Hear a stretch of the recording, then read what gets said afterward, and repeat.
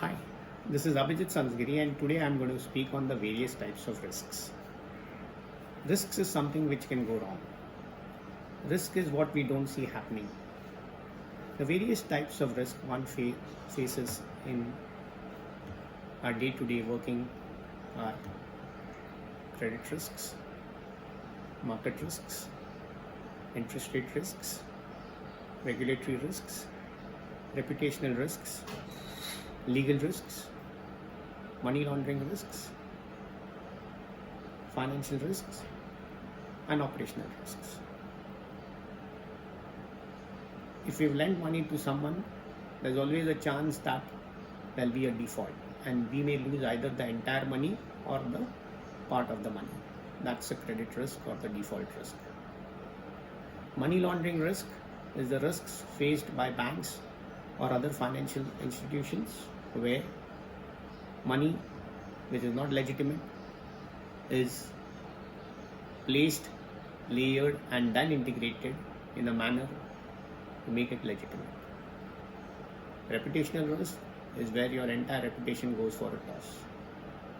Regulatory risk is where you are not in compliance with the regulations and the regulator imposes a fine or a penalty, which again has an impact on the reputation. All these have a financial impact, so every risk is a financial risk in a sense. Businesses exist to do activities to earn profits in an ethical manner. The activities or the sub-activities that they do may not happen as planned. So operations may go haywire. That's operational risk or a risk not happening of an activity as we had planned it to happen. You have market risks, the dynamic market forces, the interest rates which keep on changing, which is a risk.